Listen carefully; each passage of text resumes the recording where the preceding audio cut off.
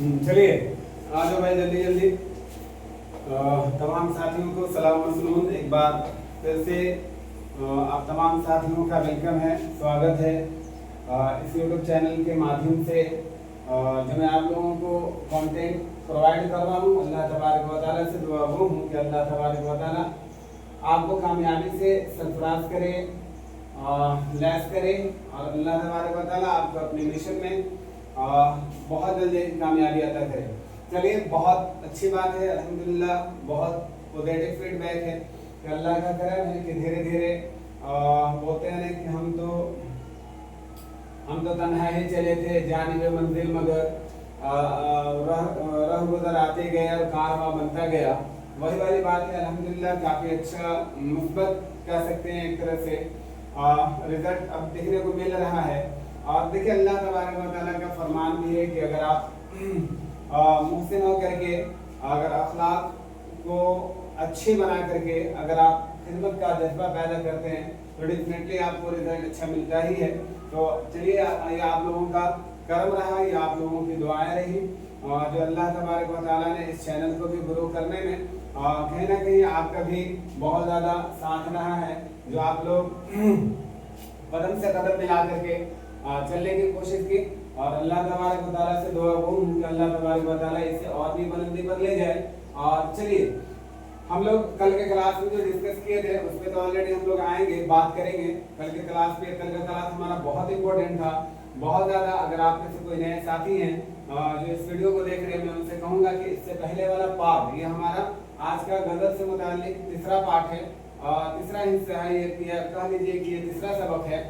इससे पहले हमारा बहुत जो क्लासेस वगैरह थे वो सारे के सारे क्लासेस तो ऑलरेडी रिकॉर्डेड फॉर्म में आपको मिल ही गया होगा और उम्मीद करता हूँ कि आप लोग देख भी लिए होंगे।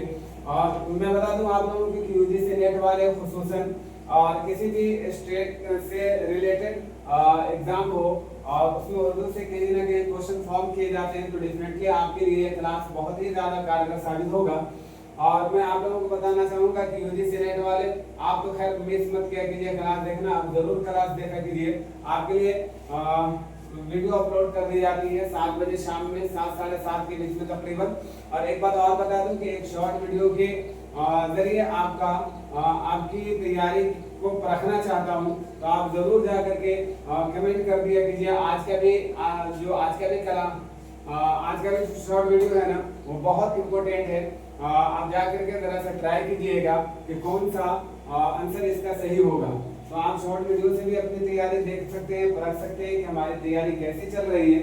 और ये लॉन्ग वीडियो जो मैं पढ़ा रहा हूँ ये यूजीसी नेट वालों के लिए तो खुसूसन, और उनके साथ अभी स्टेट का जो आरपीएससी का आया है या फिर इसी तरह झारखंड एलिजिबिलिटी टेस्ट का आया है, या बिहार में जो टीचर की वैकेंसी आ रही है या आ गई है उसमें जो टीआरई 4 वाले बच्चे खुसूसन 6 से 8 और 9 से 10 और 11 से 12 वाले जो हाई और मिडिल क्लास में स्कूल में पढ़ाने वाले बच्चे हैं, उनके लिए भी ये सारे का सारा कंटेंट बहुत इंपॉर्टेंट है, बहुत ज़्यादा इंपॉर्टेंट है।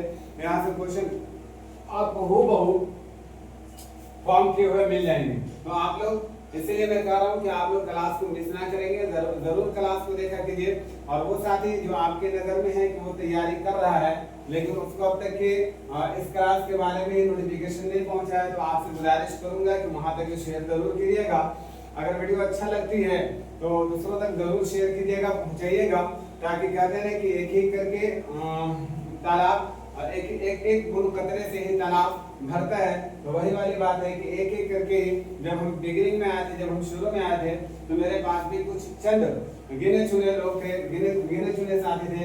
अल्हम्दुलिल्लाह आज फीडबैक बहुत अच्छा मिल रहा है, आप लोगों की दुआओं का समरा है दोस्त, और कुछ भी नहीं है, और अल्लाह तबारक व तआला का बहुत बड़ा करम है। तो चलिए, हम लोग आज का भी क्लास देखते हैं। और यहाँ से हमारा जो सिलेबस का सबसे पहले जो गजल गो शायर हैं वहां से आज हम लोग क्लास शुरू करते हैं। और इस क्लास को जैसे खत्म करेंगे, एंड करेंगे, तो इंशाल्लाह फिर हम लोग बात करेंगे कल वाली क्लास पे। उस पे 10-12 क्वेश्चन आपसे पूछे जाएंगे, आप लोग कमेंट करके आंसर करने का कोशिश कीजिएगा। यहाँ तक बात समझ में आ गई? यहाँ तक जितना भी मैंने वजाहती बातें पेश करनी थी आपके सामने रख दिया। चलिए अब हम लोग आते हैं टू द पॉइंट बात करने के लिए। और आज का क्लास देखते हैं। मैंने लिखा ऊपर में हेडिंग आप देख लीजिए, for all Urdu competitive exam, मतलब हर उर्दू का कोई भी एग्जाम हो उससे मुताल्लिक अगर आप इस क्लास को देख रहे हैं तो डेफिनेटली आपको बहुत ज्यादा फायदा होने को है। उर्दू गजल से मुताल्लिक चंद अहम लुगात, और चंद अहम लुगात में याद रखिएगा आज मैंने क्लास को मुख्तस कर दिया है। उर्दू का पहले गजल गो शायर वली औरंगाबादी साहब को। वली औरंगाबादी, इनका पूरा नाम वली मोहम्मद था। और याद रखिएगा वली मोहम्मद से एक और शायर है, उनका भी नाम आप बता दीजिएगा, और एक अली मोहम्मद करके भी शायर हैं। इन तीनों का आप कमेंट बॉक्स में नाम मुझे बता दीजिएगा। वली मोहम्मद से एक और भी बहुत मशहूर व मारूफ शायर हैं, और एक अली मोहम्मद से एक शायर हैं, उनका भी नाम आप लोग कमेंट करके आंसर करने की जहमत कीजिएगा। इनका नाम था वली मोहम्मद। क्या नाम था इनका? वली मोहम्मद। और वली के साथ ये औरंगाबादी अपना ये लगाते हैं इसलिए कि औरंगाबाद में पैदा होते हैं। अब सुनिए, अब इसमें भी एक छोटी सी डिस्क्रिमिनेशन है जिसको हम लोग समझेंगे आगे चल करके। अगर हम लोग बात कर ले वली औरंगाबादी साहब का, तो इनकी संदे पैदाइश एकदम मैंने बताया था आप लोग कोताही मत बरतिएगा, एक लिस्ट बना लीजिए, एकदम लिस्ट बना लीजिए। अब यहाँ से जितने भी क्लास आएंगे ना, हर दिन आपको 2-3 शोरा का संदे वफात और संदे पैदाइश दिया जाएगा। एक लिस्ट तैयार कीजिए। अभी हम लास्ट में बताएंगे कि आप कैसे तैयार कर लीजिएगा। जैसे एक सीरियल ऐसे दे दीजिए, नंबर में गजल को शोरा किराम का नाम दे दीजिए, नाम देने के बाद उनका तखल्लुस दीजिए, और तखल्लुस देने के बाद जाए पैदाइश दे दीजिए, और जाए पैदाइश के साथ ही उनका डेट लिख दीजिए कि डेट ऑफ बर्थ लिख दीजिए, और उसके बाद जाए वफात लिखिए और वहां पे डेट ऑफ मतलब डेथ लिखिए। ऐसे करके आप पूरा एक ये बना लीजिए, लिस्ट बना लीजिए। गजल को शोरा का बना लीजिए, अगर नज़्म निगार के बारे में जब हम लोग पढ़ेंगे तो वहां पे बना लीजिएगा। इसी तरह भी हम लोग कसीदा वो शायर को पढ़ करके आए हैं, उनका बना लीजिएगा। ऐसे करके पूरा एक लिस्ट बनाइए जिसमें तकरीबन आपका 100 से 150 शोरा किराम, अदीब, उदबा, ये सारे लोग जितने हैं उन सारे का बनेगा। वहां से याद करने में बहुत आसानी हो जाएगी। या अगर आप लोग इरादा बनाएं, अगर आप लोगों की ख्वाहिश हो तो मैं अपना लिस्ट बना करके रखा हूँ। जब मैं खुद तैयारी कर रहा था, जब मैं खुद पढ़ रहा था, तो वहाँ पे शोरा किराम का सारा मैंने लिस्ट बना करके रखा है। अगर आप लोग ख्वाहिश जाहिर करेंगे तो इंशाल्लाह उसको यूट्यूब पे हम अपलोड कर देंगे डायरेक्टली पिक लेकर के, या 2-4 मिनट का वीडियो बना करके हम डायरेक्टली अपलोड कर देंगे। अगर आप लोग ख्वाहिश रखते हैं तो एक बार मुझे बता दीजिएगा आप लोग कमेंट करके। तो अगर इनकी बात कर ले तो वली औरंगाबादी, इनकी पैदाइश सन 1659 में है औरंगाबाद में, ये याद रखिएगा। और इनकी वफात 1720 और 1725 के बीच में, ये भी याद रखिएगा। अगर 1720 से लेकर के 1725 के बीच में कोई भी तारीख आती हो, कोई भी ईयर आता हो, तो आप याद रखिएगा वो सही होगा। लेकिन 1720 से ज्यादा क्वेश्चन बनते हैं तो इनको ध्यान में रखिएगा। लेकिन 1720 और 25 के दरमियानी हिस्सा में अब इनकी मुकम्मल तरीके से तारीख क्यों नहीं मिल पाती है, उस समय बहुत ज़्यादा लोग इन सब चीज़ों से वाकिफ नहीं, या फिर कह लीजिए इंटरेस्टेड नहीं होते थे। तो बहुत ज़्यादा जब ये मीर के बाद का जो दौर शुरू हुआ, फिर वहाँ से एक तरह से दुनिया में समझ लीजिए कि कोहराम बर्पा हुआ। शोरा किराम ने एक अलग तरीके से, एक अलग नज़रिए से लोगों को देखना शुरू किया, अपने कलाम को लोगों में पेश करना शुरू किया। तो अब इनके ऊपर रिसर्च होने लगा, इनकी तलाश होने लगी कि भाई इनसे पहले भी और कोई थे।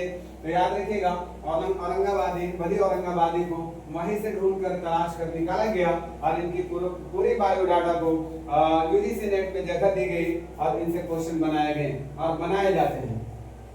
अगर हम लोग बात कर ले तो अपने एक मुहतरम, अगर इनकी बात कर लीजिए दखन के मुताबिक। और हाँ, एक पॉइंट में अभी आप लोगों को बताना चाह रहा था, सुन लीजिए उसको।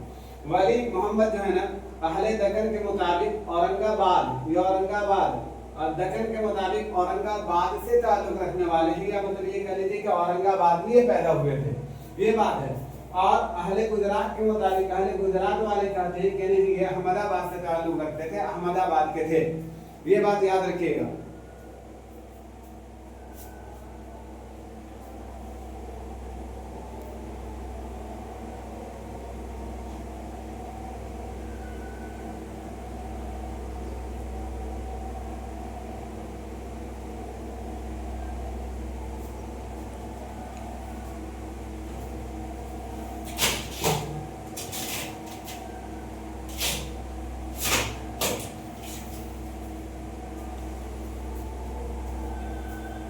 उम्मीद करता हूँ कि ये बात याद रहेगा, आप लोग याद रखिएगा कि वो मतलब अहले दक्कन के मुताबिक औरंगाबाद से ये ताल्लुक रखते थे, औरंगाबाद में इनकी पैदाइश हुई है।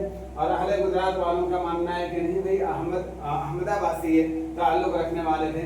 अब इन दोनों में जो भी अगर आपको ऑप्शन में मिल जाए, हमारा काम क्या है, हमारा हम लोगों को सीखने का मकसद क्या है भाई, एग्जाम टारगेट करके हम लोग पढ़ाई कर रहे हैं। तो हमारा मकसद है एग्जाम के अंदर अच्छे नंबरात पाना। तो याद रखिएगा बहुत बड़े हम लोग मुहक्किक नहीं बनने वाले हैं, बहुत बड़े अदीब नहीं बनने जा रहे हैं कि मतलब हर चीज को एकदम बारीक बेरी के साथ मुझे ढूंढना होगा और कई किताबों का हवाला देखना होगा, ऐसा कुछ भी नहीं है बाबू। आप जाइएगा एग्जाम में, अगर इनमें से कोई भी अगर आपको मिलता है तो ये याद रखिएगा, एक मिलेगा तो दूसरा नहीं मिलेगा। तो याद रखिएगा या फिर स्टेटमेंट की शक्ल में अगर आ जाएगी तो फिर स्टेटमेंट आप देख लीजिएगा, उसके अकॉर्डिंग आप आंसर कर दीजिएगा, ये ध्यान में रखिएगा। अपने एक मोहतरम दोस्त सैयद अबुल माली, इनके एक दोस्त थे, एक मित्र थे, एक साथी थे, जिनका नाम था सैयद अबुल माली। इनके साथ ये सन 1700 में कब पैदा हुए थे, 1659 में। कितने दिन के बाद, तकरीबन 32 साल के बाद ये, हाँ 32 साल के बाद सन 1700 में ये दिल्ली का सफर किया। और जब ये दिल्ली का जब ये सफर किए तो ये याद रखिएगा, दिल्ली में इनकी मुलाकात एक बहुत बड़े शायर सादुल्लाह गुलशन साहब से होता है। सादुल्लाह गुलशन से इनकी मुलाकात होती है, ये भी ध्यान में रखिएगा। और मुलाकात ही नहीं होती बल्कि आगे चल कर हो सकता है कि मैं आपके सामने बात रखा हूँ और मैं रखा हूँ तो सुन भी लीजिएगा। सादुल्लाह गुलशन साहब से मुलाकात होती है, ये अपने कलाम के सामने पेश करते हैं। तो उनको सादुल्लाह गुलशन इन्हें 2 मशवरा देते हैं। अब वो कौन से मशवरा है तो शायद नीचे में मैंने मेंशन किया है, देखेंगे जरा सा आते हैं वहां पे। तो मुगलिया सल्तनत औरंगजेब के अहद में दिल्ली का इन्होंने सफर किया था, ये भी याद रखिएगा। अब यहाँ से एक स्टेटमेंट बन जाता है कि वली औरंगाबादी किस बादशाह के जमाने में अहमदाबाद से या फिर ये क्या बोलते हैं औरंगाबाद से या फिर गुजरात से ये सफर करके अहमदाबाद से या फिर औरंगाबाद, देखिए औरंगाबाद अहले गुजरात के मुताबिक, हाँ ये कहते हैं सॉरी अहमदाबाद से या दक्कन से ये दिल्ली का सफर किए थे। और कब किए थे, 1700 में। और किस बादशाह के अहद में किए थे, किस बादशाह के जमाने में इन्होंने सफर किया था, तो याद रखिएगा औरंगजेब के जमाने में ये वहां से सफर करके दिल्ली आए थे। बस इन्होंने अपनी जिंदगी में भी ये भी बात याद रखिएगा, ये भी स्टेटमेंट आपसे पूछी जाती है कि इन्होंने सिर्फ अपनी जिंदगी में सिर्फ और सिर्फ एक ही बार दिल्ली का सफर किया था भाई, सिर्फ और सिर्फ एक ही बार इन्होंने अपनी जिंदगी में सफर किया है। कहाँ का सफर किया, दिल्ली का सफर किया है, ये भी याद रखिएगा। सादुल्लाह गुलशन ने 2 मशवरा दिया, किन्हें, इनको मतलब वो वली औरंगाबाद साहब को सादुल्लाह गुलशन ने 2 मशवरा दिया। पहला मशवरा ये दिया कि आप ऐसा कीजिए कि दक्कनी अल्फाज का इस्तेमाल अब कम कर दीजिए, मतलब दक्कनी अल्फाज का इस्तेमाल आप ना करें तो ज्यादा बेहतर है। दक्कनी अल्फाज से आप परहेज करें और परहेज ही नहीं करें बल्कि दक्कनी अल्फाज का इस्तेमाल ना करें, और इस्तेमाल ना करने के साथ साथ उनकी जगह फारसी के शेरी अल्फाज का इंतखाब करें। मतलब उस समय जो राइज जबान थी वो फारसी की जबान थी। इन्होंने मशवरा दिया कि देखो दक्कनी अल्फाज का इस्तेमाल ना करें, इससे गुरेज करें, इसलिए कि अहले दक्कन वाले से ही ज्यादा मतलब आपके रूबरू हो सकती है अगर इस तरह के अल्फाज इस्तेमाल करते हैं। लेकिन अगर आप फारसी का इस्तेमाल करेंगे तो आपकी शोहरत बहुत ज्यादा होगी और हर जगह के लोग आपको जानेंगे, इसलिए कि फारसी, और उस समय फारसी जो है ना सल्तनत मुगलिया सल्तनत का या फिर दरबार का भी भाषा था, ये भी याद रखिएगा। इस वजह से इन्होंने कहा कि आप ऐसा कीजिए कि फारसी का इस्तेमाल करना शुरू कर दीजिए और उन अल्फाज से इस्तेमाल कीजिए, परहेज कीजिए जो दक्कन में इस्तेमाल किए जाते हैं। तो पहला मशवरा तो इनका यही था, पहला मशवरा इन्होंने यही दिया। कैसा वीडियो लग रहा है जरा सा एक बार कमेंट करके बता दो प्लीज, ताकि फिर हम लोग आगे चले।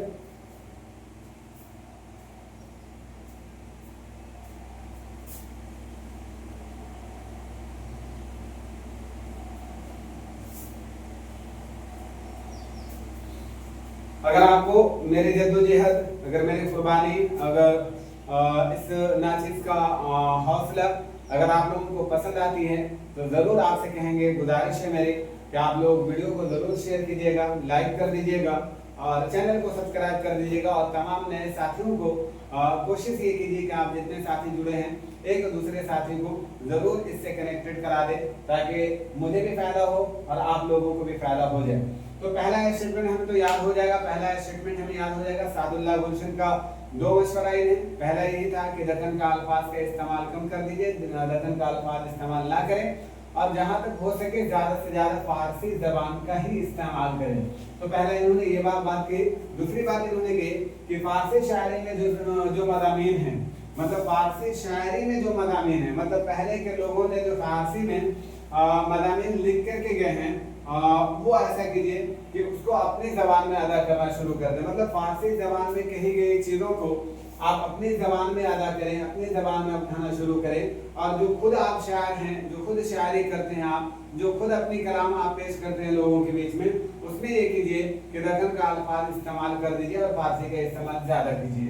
ये दोनों स्टेटमेंट उम्मीद करता हूँ कि आपको समझ में आया होगा और कोशिश ये कीजिएगा कि दोनों स्टेटमेंट आपको याद रहे। ये दोनों स्टेटमेंट आपको याद रहे, ये ध्यान में बात रखिएगा। यहाँ से क्वेश्चन पूछे जाते हैं, आपसे यही क्वेश्चन पूछ लिया जाता है। अगर बहुत तो तमाम ना करके बहुत कॉमन अगर बात पूछ करके आपसे वो निकलना चाहे तो डायरेक्टली यही आपसे पूछ देता है कि मतलब वली औरंगाबादी को दिल्ली के अंदर किससे मुलाकात हुई थी, ये इन्होंने किससे मुलाकात किया था, याद रखिएगा वो नाम सादुल्लाह गुलशन। ये नाम याद रखिएगा, ये नाम याद रखिएगा, ज़हन में बैठा लीजिएगा। और इन्होंने जब इनसे मुलाकात हुई तो इन्होंने इन्हें 2 मशवरा दिया। पहला मशवरा यही दिया था कि फारसी में शेर शायरी कहा कीजिए, अपनी बातों को फारसी में रखा कीजिए और दखनी अल्फाज का इस्तेमाल को कम कर दिया कीजिए। और जो पहले से मज़ामीन लिखे गए हैं, दूसरा स्टेटमेंट, जो पहले से मज़ामीन फारसी के अंदर लिखे गए हैं उनको कोशिश कीजिए कि अपनी ज़बान में उसे अदा किया जाए या फिर आप उसे अपनी ज़बान में अदा करें। देखिए एक बहुत अच्छा स्टेटमेंट है, जरा सा आप सुनिएगा। गजल के रवायत के बरअक्स, गजल के रवायत के बरअक्स अगर इसके अपोजिट हम लोग बात कर लें तो उन्होंने कहा कि अपने महबूबा को औरत मानकर मुखातब हुए थे और औरत को आशिक के रूप में इन्होंने पेश किया है। मतलब एक बात बताइए आप लोग, गजल में अभी आपने डेफिनेशन भी कल के क्लास में पढ़ा था तो आपको मैंने बताया था कि गजल में उम्मन होता क्या है कि औरतों से बातें की जाती हैं, औरतों के बारे में बातें की जाती है, उनका हुस्न जमाल पर तज़किरा किया जाता है, उन्हें बहुत ज़्यादा बढ़ा चढ़ाकर मतलब मुबालगे के साथ उनको पेश किया जाता है और उनके हुस्न पर ही तज़किरा किया जाता है। तो इन सारी चीज़ों को मद्देनजर रखते हुए गज़ल को कहीं ना कहीं पिरो दिया गया है, कहीं ना कहीं मुख्तस कर दिया गया है कि औरतों का हुस्न के बारे में ही ये बात करता है, गज़ल में बात कही जाती है। लेकिन ऐसा हुआ, अच्छा जब ऑलरेडी किसी के बारे में हम बात करेंगे, किसी को हम अगर कैरेक्टर बनाते हैं, जैसे गजल के अंदर अगर हम लोग बात कर लें कि मेन कैरेक्टर किसका होता है, मेन किरदार किसका होता है, आप बोलिएगा कि औरतों का किरदार होता है। तो जब औरतों का किरदार होता है तो औरतें हीरोइन हो गई, औरतें उस कैरेक्टर के अकॉर्डिंग और उनको माना जाए तो वो हीरोइन हो गई। जैसे कसीदा वगैरह में हम लोग देख कर, मसनवी वगैरह में हम लोग देख करके आए थे कि वहाँ पे या फिर मरसिए की भी हम लोग बात कर लें, वहाँ पे कैरेक्टर जो होता है ना मर्दों का होता है, मर्द उसके अंदर हीरो हुआ करते हैं। अभी हम लोग और पढ़ने वाले दास्तान वगैरह पढ़ेंगे तो उसमें भी अभी हम आप लोगों को बताएंगे कि हीरो कौन है, हीरोइन कौन है, विलन कौन है। इन सारे अल्फाज का इस्तेमाल करने का मेरा सिर्फ और सिर्फ मकसद यही है कि टू द पॉइंट आपकी दिमाग में वो सारी बातें बैठ जाए जो मैं डाउनलोड करना चाह रहा हूँ, ताकि एग्जाम में कहीं ना कहीं ट्रिक से, कहीं ना कहीं रूल और रेगुलेशन से आपका क्वेश्चन तक अप्रोचमेंट बहुत आसानी से हो जाए। यही मेरा मकसद है सिर्फ समझाने का। तो इन्होंने ऐसा किया कि अपनी महबूबा को औरत मानकर इन्होंने अपनी महबूबा को औरत मान लिया और औरत मान करके इन्होंने मुखातब किया और वो मुखातब करने के बाद औरत को आशिक के रूप में इन्होंने पेश किया। मतलब अगर औरत को आशिक के रूप में, मतलब औरत तो उम्मन अगर आप देखिएगा तो माशूक होती है, माशूका होती है, माशूक होती है, माशूका होती है, लेकिन इन्होंने आशिक के शक्ल में उसे पेश कर दिया। मतलब खुद माशूक हो गए, खुद माशूका हो गए, ये चीज बताना चाह रहा। तो ये स्टेटमेंट याद रखना है वजन के खिलाफ ये ऑलरेडी कवायद और रूल हमारा चल रहा है, इस वजह से ये स्टेटमेंट हमें याद रखना है। रवायत के बरक्स अपनी महबूबा को औरत मानकर मुखातब होते हैं, मुखातब करते हैं और औरतों को आशिक के रूप में, औरत को आशिक के रूप में इन्होंने पेश किया है। यहाँ तक की बात ध्यान में रहेगी। चलिए एक बात मैं और आपके सामने रख रहा हूँ, उसको भी जरा सुनिएगा। मुसाफी के मुताबिक इनका दीवान दिल्ली में सन 1719 में, that is the very very important, 1719 में आया, 1719 में आया। हम लोग 1700 का पॉइंट देखे थे, 1719 का देख रहे हैं। मुसाफी, आप में से कोई ऐसा साथी है जो आप लोग मुझे बता दे जल्दी से कि मुसाफी का पूरा नाम क्या था? What was the full name of Musaffah? Musaffah का पूरा नाम क्या था? आप जरूर मुझे कमेंट करके बताइएगा, और नहीं बताइएगा तो फिर मैं ऑलरेडी आज के नाइट वाले में जो लाइव क्लास में आता हूँ वहाँ पे फिर मैं इंशाल्लाह आज की क्लास में डिस्कस करूंगा और मैं बताऊंगा। तब तक के लिए मैं आप पे छोड़ दे रहा हूँ ताकि आप भी कोशिश कीजिए। It takes two to make a quarrel, ताली दोनों हाथ से बजती है दोस्त। कुछ आप कीजिए, कुछ हम करें, दोनों मिला करके चलेंगे तो डेफिनेटली बहुत आसानी से हमारी सफर कट जाएगी। आप सफर करो, तने तनहा जाओ, आप डेफिनेटली मान के चलो फॉर एग्जांपल आपको पैदल कहीं जाना है, आप तने तनहा जा रहे हो, परेशान हो जाओगे, थक जाओगे। लेकिन अगर आपके साथ सपोज कर लो कि आपके साथ एक दो साथी अगर जा रहे हैं साथ में, तो डेफिनेटली आपको सफर का थकान महसूस नहीं होगा। तो यही मेरा कहना है कि आप लोगों के साथ मैं बोल तो रहा हूं, लेकिन आप लोग भी बोलने का कोशिश कीजिए।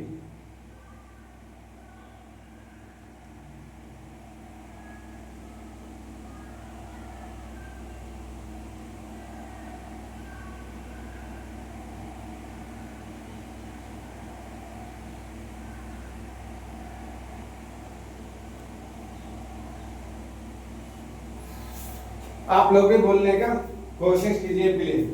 तो मुसाफी के मुताबिक इनका दीवान दिल्ली में सन 1719 में आया। मुसाफी का पूरा नाम कमेंट करके आप लोग जरूर बताएंगे ताकि मैं समझूं, ताकि मुझे समझ में आए कि आप लोग एक्टिव हो, आप लोग बहुत ज्यादा एक्साइटेड हो इस चीज को लेकर के कि नहीं आप लोगों को सीखना है, आप लोगों को पढ़ना है, आप लोगों को जानना है और आप लोगों को एग्जाम क्रैक करना है। आप लोग मुझे देखता हूं मैं आज का इसी के बाद कि कितने बच्चे इंटरेस्टेड हैं, कितने बच्चे कमेंट में आंसर कर रहे हैं। इसका ना आ रहा है तो भी ना का आंसर करेंगे, no I have no idea, मैं नहीं जानता हूं, नो सिर्फ लिख दीजिएगा काफी है, और अगर आप जानते हैं तो सिर्फ नाम लिख करके भेज दीजिएगा। तो इनके मुताबिक इनका दीवान दिल्ली में कब आया था? सन 1719 में। अब एक बात और याद रखिएगा, इससे पहले इनके दीवान के आने से पहले और दिल्ली के अंदर इन सब चीजों के बारे में कोई तस्वुर नहीं था, कोई भी किसी तरह का तस्वुर नहीं था लोगों में कि मतलब शेर व शायरी भी कोई चीज होती है, ये भी कोई मतलब एक तरह का चीज है जिसमें तवा आजमाइश की जा सकती है, जिस पर वर्क किया जा सकता है या जिस पर काम किया जा सकता है। ऐसा कुछ लोगों का थाट नहीं था, ऐसा लोगों का कोई मिजाज नहीं था। लेकिन जब इनका दीवान दिल्ली औरंगाबाद दक्कन से चलकर, अहले दक्कन से चलकर जब ये दिल्ली को पहुंचा तो इनके दीवान के आने से बाकायदा तौर पर शायरी का आगाज हो गया दिल्ली के अंदर। अब अगर देखा जाए तो मीर का अगर हम जमाना देखते हैं, मीर साहब का अगर हम जमाना देखते हैं, वैसे इनको हम दिल्ली के शायरों में जरूर मानते हैं, हम मानना भी चाहिए, हैं भी दिल्ली से ही। और ये क्या कहते हैं मीर साहब, और मीर का अगर हम लोग जमाना देखने चले तो आई थिंक जब इनकी वफात हो रही है ना, इनके वली औरंगाबादी की जब वफात हो रही है तो मीर का पैदाइश मतलब वो पैदा हो रहे हैं, मतलब एक शायर का वफात होता है और एक बहुत ही मारूफ मशहूर शायर का ये जन्म लेता है। तो अगर देखा जाए तो उससे पहले अगर हम लोग दिल्ली की बात कर ले तो दिल्ली के अंदर कटर मटर शेर व शायरी तो होती थी, लेकिन मीर के आने के बाद एक अजीब तरीके का वहाँ का फिजा बना। फिजा के अंदर, वहाँ का वातावरण के अंदर, वहाँ के इन्वायरमेंट के अंदर अलग तरीके का तब्दीली आ गई, बदलाव आ गया और वहाँ के लोगों ने बाकायदा इस पर काम करना शुरू किया। अब बहुत सारे लोगों ने इनमें शोहरत हासिल किया, कई सारे लोग जो थे इनको पेशा ही बना रखे थे, तो सारी चीजें होने लगी वहाँ पे। इनके दीवान के आने से बाकायदा तौर पर और सल्तनत मुगलिया चल रहा था, तो मुगलिया सल्तनत के अंदर क्या होता था, दरबार में बादशाह अपने दरबार में शायरों को भी रखा करते थे। शायरों को भी रखा करते थे, ये भी ध्यान में रखिएगा। तो इसी वजह से इन्होंने सोचा, जितने भी शोरा किराम थे, कि भाई अगर हम किसी मजलिस से मुंसलिक हो जाते हैं, किसी दरबार से मुंसलिक हो जाते हैं, तो मुझे वजीफा के तौर पे नवाजा जाएगा, हम कसीदा पढ़ेंगे, मसनवी कहेंगे, शेर व शायरी कहेंगे, ये सारी चीजें हुआ करती थी। तो वली ने अपने तज़किरों में, अब ये भी पॉइंट आपको ध्यान में रखने की है भाई, आप ये अभी तक के क्वेश्चन बना नहीं है, लेकिन इसका मतलब ये है कि बनेगा नहीं, बन सकता है, इसलिए इसको आप ध्यान में जरूर रखिएगा। क्या है हमारा कंटेंट, कि वली ने अपने तज़किरों में कई हिंदू दोस्तों का जिक्र किया है, मतलब कई ऐसे इनके मित्र थे, कई ऐसे इनके साथी थे जिनका इन्होंने जिक्र अपने दीवान के अंदर किया है, और वो जो इनके साथी थे वो इनके हिंदू साथी थे। ये बहुत बड़ा मतलब मसला नहीं है, बहुत बड़ा ये नहीं है शिपमेंट या बहुत बड़ा कंटेंट नहीं है कि इनको आप याद रखिएगा, लेकिन आप ये याद रखिएगा कि अगर इस तरह का क्वेश्चन आ जाए तो आप लोग कैसे अप्रोच कीजिएगा। तो इनमें से एक दो नाम को आप ध्यान में अगर रखेंगे तो आपको आसानी से, जैसे अमृतलाल, गोविंदलाल, खेमदास, ये सारे के सारे ऐसे लोग थे जो इनके हिंदू दोस्तों में से थे। किनके? वली औरंगाबादी साहब के। तो इनके हिंदू दोस्तों में से ये सारे के सारे दोस्त थे। अगर इनके हम लोग बात कर लें मुस्लिम दोस्त, इनके मुस्लिम दोस्त के बारे में हम लोग बात कर लें तो उनमें शमशुद्दीन साहब थे, कभी ऊपर में भी आप लोग पढ़ के आए हो, जिनके साथ या जिनके मशवरे से या जिनके साथ कह लीजिए या जिनके राय पर ये दिल्ली गए थे। उनका नाम क्या था? अभी ऊपर में मैंने तो जिक्र किया है, अगर आपको याद है तो बताओ। सॉरी, अगर आपको याद है तो आप बताओ मुझे जल्दी से। जैसे शमशुद्दीन साहब थे, सिराज साहब थे, कामिलो अकमल एक नाम की इंसान थे, या शायरी कह लीजिए मोहम्मद यार खान थे, ये सारे के सारे मुस्लिम दोस्त थे इनके। अभी मैंने बताया था कि ऊपर में आप लोगों को कि देखिए इनके एक साथी थे, बहुत ही खास दोस्तों में से थे, जिनका नाम सैयद अबुल माली था। इन्हीं के साथ ये दिल्ली का सफर किए थे, ये भी याद रखिएगा। तो ये सारे लोग जितने भी हैं इनको उतना आप याद रखने की जरूरत नहीं है, उतना ज्यादा क्वेश्चन नहीं बनता है, बट मैंने फॉर्म कर दिया है कि भाई अगर आपको दिल करे, ख्वाहिश करे तो आप वीडियो को पॉज करके जरूर लिख लीजिएगा, ताकि भाई आने वाले जमाने में आप देख रहे हो कि आने वाले जमाने में क्वेश्चन का जो फॉर्मेट बन के आ रहा है ना, वो बहुत ज्यादा लेंथी आ रहा है। तो कहाँ से क्वेश्चन उठा लेंगे, कहाँ से क्वेश्चन फॉर्म कर दिए जाएंगे, ये बाबू किसी को भी नहीं मालूम है। तो इसीलिए हर चीजों पर पकड़ बनाने की कोशिश कीजिए। और अगर देखिए, मैं ये नहीं कहता हूँ कि इसको आप पक्का याद कर जाइएगा, ये जितने भी इनका नाम है मित्र का ये याद कर लीजिएगा नहीं, लेकिन अगर आप क्लास के अंदर सुने हैं तो डेफिनेटली आपका ध्यान में रहेगा। यही हमारा मकसद है कि हो सकता है कि नए क्वेश्चन को जगह दे दी जाए और इस तरह का क्वेश्चन बन जाए, तो हो सकता है मे भी परहैप्स कि आपको आइडिया लग जाए। तो कई मुस्लिम दोस्त भी थे, शमशुद्दीन साहब थे, सिराज, कामिल अकमल, मोहम्मद यार खान, ये सारे के सारे थे, ये भी याद रखिएगा। मोहम्मद यार खान, इनके एक हम असर फकीरुल्लाह खान थे। मोहम्मद इनके एक हम असर शायर फकीरुल्लाह खान भी थे, ये भी याद रखिएगा ना। इनके हम असर शायर में अगर हम लोग बात कर लें तो फिराकी के बारे में हम लोगों ने ये जब वो ये पढ़ रहे थे, क्या कहते हैं, आदिल शाही दौर, कुतुब शाही दौर, ये सब जो दौर पढ़ रहे थे, तो वहाँ पे आई थिंक फिराकी के बारे में हम लोगों ने पढ़ा। नहीं पढ़े थे तो फिर इंशाल्लाह आगे हम पढ़ेंगे, चिंता मत कीजिए। हम असर शायर में फिराकी साहब थे, जिनसे इनकी आदमी चश्मत थी। सबसे पहला बाकायदा दीवान वली का दीवान को माना जाता है। हाँ, ये पॉइंट बहुत इंपॉर्टेंट है, ये पॉइंट आपको याद करना पड़ेगा। ये पॉइंट को आप इग्नोर नहीं कीजिएगा, नजरअंदाज नहीं कीजिएगा, ये पॉइंट आपको याद करना पड़ेगा कि सबसे पहला बाकायदा दीवान जो था ये वली का दीवान को माना जाता है, वली औरंगाबादी का दीवान को तस्लीम किया जाता है। ये बात यहाँ तक आप लोगों को समझ में आ गई? कोई इसमें से ऐसा पॉइंट है जो ऑलरेडी आपको समझना है दोबारा तो आप पूछ सकते हैं, वरना मैं इसको मिटाता हूँ। और कुछ और पॉइंट है जिसको ऑलरेडी हम नोट डाउन करने जा रहे हैं, बड़ा ध्यान से देखिएगा। यह हो सकता है कि नोट डाउन करते चलो और बताता चलूँ। अगर इनमें से आपको कोई पॉइंट नहीं समझ में आ रहा तो आप जरूर पूछ लीजिएगा, और अगर नहीं पूछना चाहते हैं तो चलो मैं थोड़ी देर ये 10 सेकंड के लिए मैं हट जाता हूँ, आप इसका स्क्रीनशॉट ले लीजिए।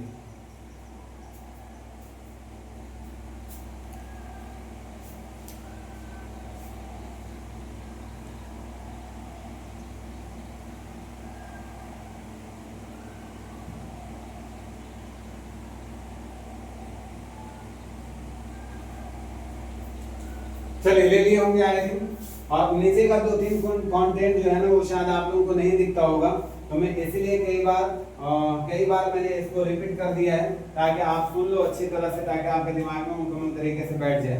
चलिए आगे का हम कुछ पॉइंट देखते हैं जिसमें हम लोग बात करने वाले हैं। अगर हम लोग आज के लिटरेचर का बात करें तो आज का हमारा लिटरेचर का आज का अगर लेक्चर की हम लोग बात करें तो आज का लेक्चर का अगर हम लोग नंबर ये करना चाहें तो तीसरा पार्ट है आज का, ये हमारा तीसरा नंबर बोल दीजिए, तीसरा पार्ट बोल दीजिए, जो भी आप बोलना चाहते हैं आप बोल सकते हैं।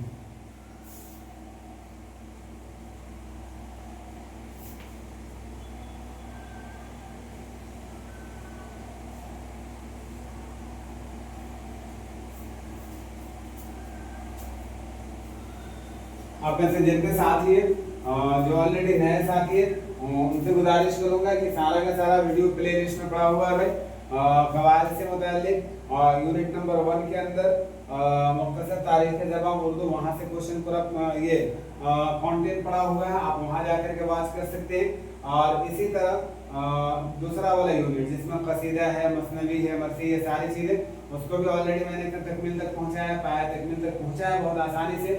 और हम तीसरा यूनिट की तरफ चल रहे हैं। अगर आपका कोई वीडियो छूट गया है या कोई यूनिट आपका छूट गया है तो आपसे गुजारिश करूंगा कि आप लोग जाकर के प्लेलिस्ट में देख लीजिएगा सारा का सारा वीडियो, बल्कि नंबर वाइज मैंने डाल दिया है ताकि आपको देखने में सहूलत हो। एक बात, दूसरी बात जो बीपीएससी ट्रे वाले जो मेरे साथी हैं उनसे भी गुजारिश करूंगा कि भाई इसमें बहुत सारे बच्चे, बहुत कम बच्चे बैठते हैं।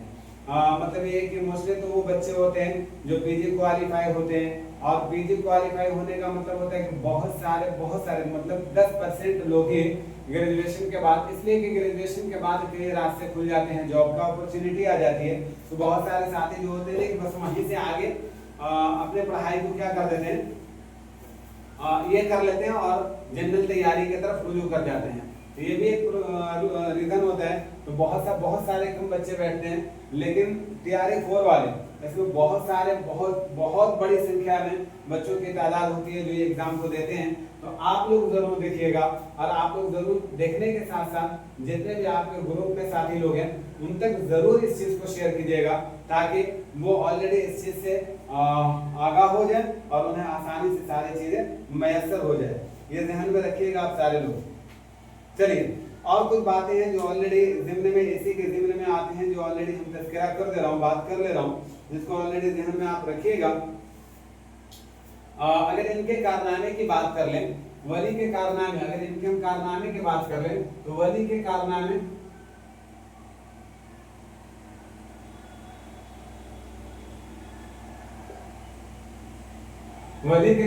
एक बात याद रखिएगा, हाँ इनके कलाम से इब्तदाई 5-5 या 10-10 ध्यान में नहीं है, हम देख करके क्लियर करेंगे। शेर व शायरी के बारे में, इनके कलाम के बारे में क्वेश्चन पूछा जाता है, और क्वेश्चन का तरीका ये होता है कि मतलब उसमें कोई पहला मिसरा या सेकंड वाला मिसरा देख करके आपसे पहला मिसरा पूछ लेता है, पहला वाला देख करके दूसरा वाला पूछ लेता है। तो हम इंशाल्लाह उसमें ट्रिक आपको देंगे, एक वजन को मुतय्यन करेंगे कि देखो इस तरह के वजन हो, या इस तरह की बात कही जाए, या इस दर्द में बात कही जाए, या इस तरह के अंदाज हो, या इस तरह के अल्फाज के इस्तेमाल किए जाते हो, तो ये मीर तकी मीर साहब से बिलोंग करेगा, ये मिर्जा गालिब साहब से बिलोंग करेगा, ये अल्लामा इकबाल साहब की खुसूसियत है। वो एक तरीका इंशाल्लाह मैं ज़रूर आप लोगों को बताऊंगा, ताकि इंशाल्लाह आपका शेर व शायरी वाला जो ये लोचा है ना वो आपका आसानी से खुल जाए। बहुत सारे बच्चे बहुत अच्छा स्कोर कर जाते हैं, लेकिन इस तरह का क्वेश्चन बन जाता है, पहला मिसरा देख करके दूसरा मिसरा देख करके पहला पूछ लेता है, तो वहाँ पे जाकर के हमारी गाड़ी फंस जाती है। तो इंशाल्लाह उसको भी बहुत आसान तरीके से बता दूंगा ताकि आपको अच्छी तरह समझ में आ जाए। चलिए अगर इनके कारनामे की हम बात कर लें तो इनके दीवान के कलमी नुस्खा की अगर हम लोग बात कर लें, मतलब इनके दीवान के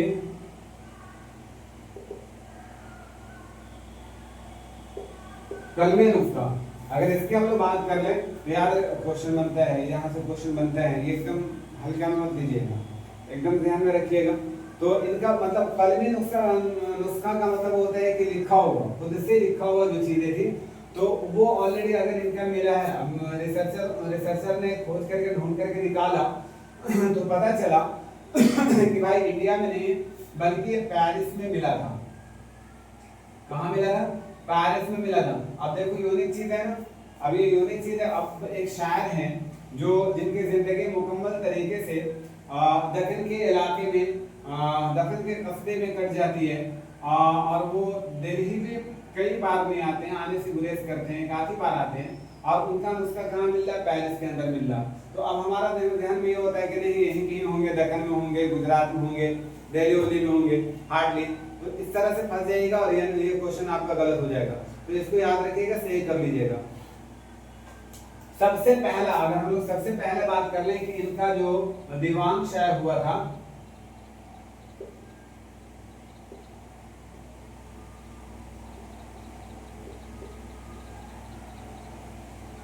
सबसे पहले, ये भी नाम बहुत यूनिक है, सबसे पहले इनका दीवान सबसे पहले जो शायर हुआ, तो याद रखिए इनका दीवान जो सबसे पहले शायर हुआ वो कहां से हुआ था? तो याद रखिएगा उसका भी नाम लंदन से। कहां से? लंदन से। ये भी पॉइंट आपके लिए ध्यान में रखने वाली बात है, यहाँ से भी ऑलरेडी क्वेश्चन बनते हैं। इनके दो मुख्तसर मसनवियाँ थी, ये भी ध्यान में रखिएगा, लिखने वाली बात नहीं है। पहली मसनवी बगैर उन्वान की है, इसके अशार की तादाद 31 है। इसका पहला शेर है, इलाही दिल और दे इश्क का दाग, यकी के नैन मिले से खुल मजाब। दूसरी मसनवी जिसका उन्वान दर तारीफे शहर सूरत है। ये पॉइंट बहुत जरूरी है, हमको ध्यान में रखना।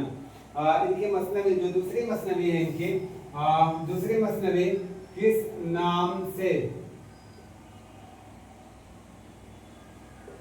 दूसरी मसनवी किस नाम से, किस नाम से है, किस नाम से है? तो आप याद रखिएगा, द तारीफ, द तारीफ शहर सूरत, द तारीफ शहर सूरत। सूरत का मतलब ये चेहरा मत ले लीजिएगा आप लोग प्लीज, ये भी ध्यान में रखिएगा, आपको ये नहीं ले लेना है। सुनिए, ऐसा करते हैं प्लीज, आप लोग मुझे जरा सा राय दो, कहीं ना कहीं ऐसा तो ना हो कि वीडियो काफ़ी तवील हो जाए, क्या है कि मुझे वहाँ से भी क्वेश्चन करना है ना, कुछ गलत से रिलेटेड क्वेश्चन करना है। अच्छा सुनिए, इनके कारनामे कई कारनामे हैं और ज़्यादा से ज़्यादा कारनामे हैं और क्वेश्चन के लिए इम्पोर्टेंट भी है। तो इनको ऐसा करते हैं कि रहने दीजिए, इंशाल्लाह इनको नेक्स्ट वीडियो में हम लोग देख लेंगे। इनका कल वाला क्लास में देखिए, प्रैक्टिस हमको बहुत ज़रूरी है करना, प्रैक्टिस करना ही बहुत ज़रूरी है। आगे हम कितना पढ़ रहे हैं ये माने नहीं रखता है, पीछे जो पढ़े हैं वो कितना याद है ये ज़्यादा माने रखता है भाई। तो इसलिए छोड़ दीजिए इसको, कल की क्लास में हम लोग देख लेंगे इनके कारनामे के बारे में। प्रीवियस ईयर क्वेश्चन को हम लोग जरा सा देख लेते हैं आज के क्लास में। प्रीवियस ईयर क्वेश्चन का मतलब होता है कि जो हम लोगों ने कल पढ़ा है उस पर थोड़ा सा एक छोटी सी ये लेकर के आते हैं। हम पूछ लेते हैं, जल्दी जल्दी आप लोग बता दीजिएगा फटाफट, इसमें लिखने उखने का काम नहीं करेंगे, आप जल्दी से बता दीजिए। गजल जो है, गजल की गर्दन बिला तकल्लुफ मार देनी चाहिए, ये किसका कौल है? ये किसका कौल है? जल्दी से बता दीजिए। गजल की गर्दन बिला तकल्लुफ मार देना चाहिए, गजल की गर्दन बेतकल्लुफ मार देनी चाहिए, ये किसका स्टेटमेंट है? आप जल्दी से कमेंट करके बताइएगा। चलिए, तमाम असनाफ़े सुखन में गजल की इस्लाह सबसे ज़्यादा ज़रूरी है, ये किसका स्टेटमेंट है? ये सारे स्टेटमेंट आप लोगों का जहन में है, कल ही के क्लास में हम लोग पढ़े हैं, तो आप लोग कमेंट करके इसका आंसर ज़रूर दीजिएगा, ताकि हमको समझ में आए कि आप लोग जो पढ़ रहे हैं वो सारी की सारी चीज़ें आप लोगों को याद भी है। तो आप जल्दी से बता दीजिए, तमाम असनाफ़े सुखन में। वीडियो कैसा लग रहा? अच्छा लग रहा? अगर अच्छा लग रहा तो प्लीज़ इसका बदला आप लोग लाइक एंड सब्सक्राइब करके दे दीजिए।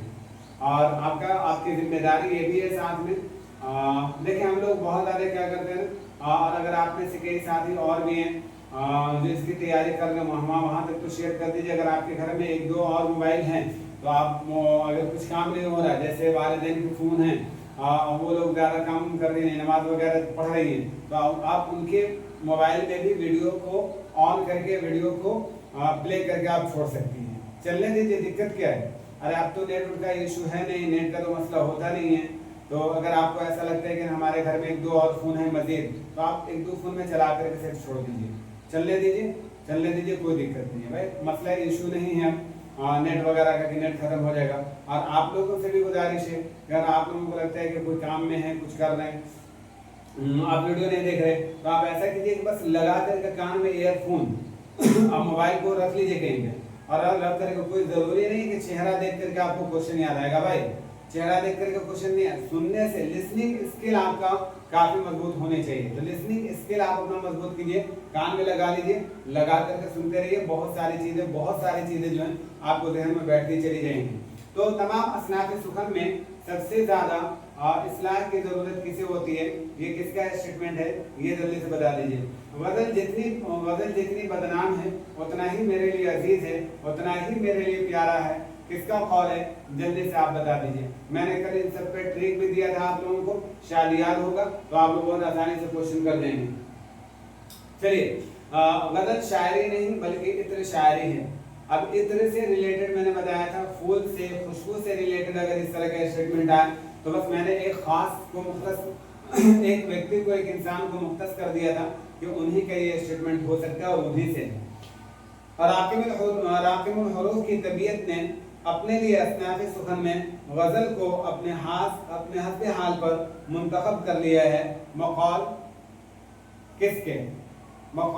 किस शायर के, ये भी साथ में आप बता दीजिएगा। गज़ल का मर्तबा गर्चे अव्वल है, अव्वली हर बै मेरा एक गज़ल है, ये इब्न नशाती का कहना है। शायरी का नाम आते ही मेरा जहन में गज़ल के मेरे जहन जो है या मेरा जहन जो है वो गज़ल की तरफ मायल हो जाता है। ये सारे स्टेटमेंट आप लोग ढाई करके आंसर कीजिए एकदम, ताकि आपको समझ में आए कि हमारी तैयारी कैसी चल रही है। गज़ल रेज़ाकारी में मीनाकारी है, गज़ल रेज़ाकारी में मीनाकारी है, किसका है, जल्दी से आप बता दीजिए।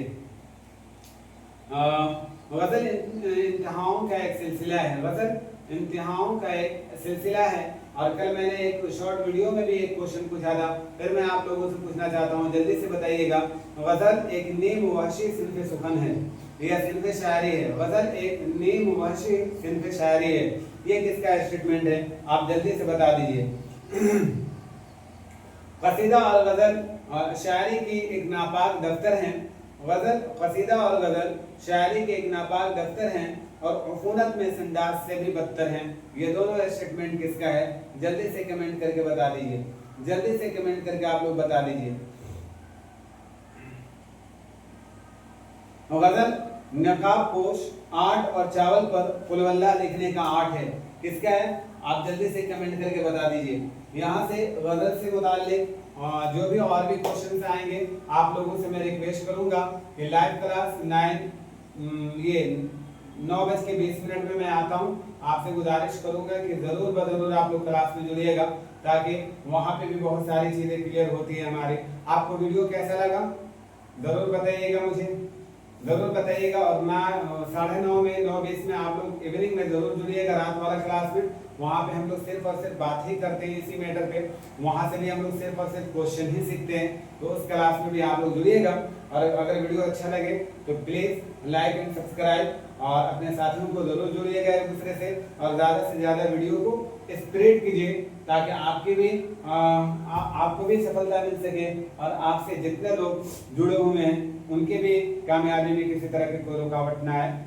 वीडियो अगर अच्छा लगता है तो ज़रूर लाइक एंड सब्सक्राइब कर दीजिएगा। मिलते हैं नेक्स्ट क्लास में, दीजिए मुझे इजाज़त, खुदा हाफिज़। कल का क्लास हम लोग ये कर लेते हैं कि कल किस में हम लोग ले लेंगे, कल इंशाल्लाह इनके जो कारनामे तो उनको हम लोग देख लेंगे, और इनकी शेर शायरी जो थी मतलब इनके कलाम के जो मुख्तलिफ अशार पूछे जाते हैं उनका ट्रिक इंशाल्लाह कल सीखेंगे कि कैसे हम लोग पहचाने किसी शोरा के कलाम को कि ये फलाने शोरा का है, फलाने शोरा का, तो इंशाल्लाह कल की क्लास में हम लोग समझेंगे। अस्सलाम वालेकुम।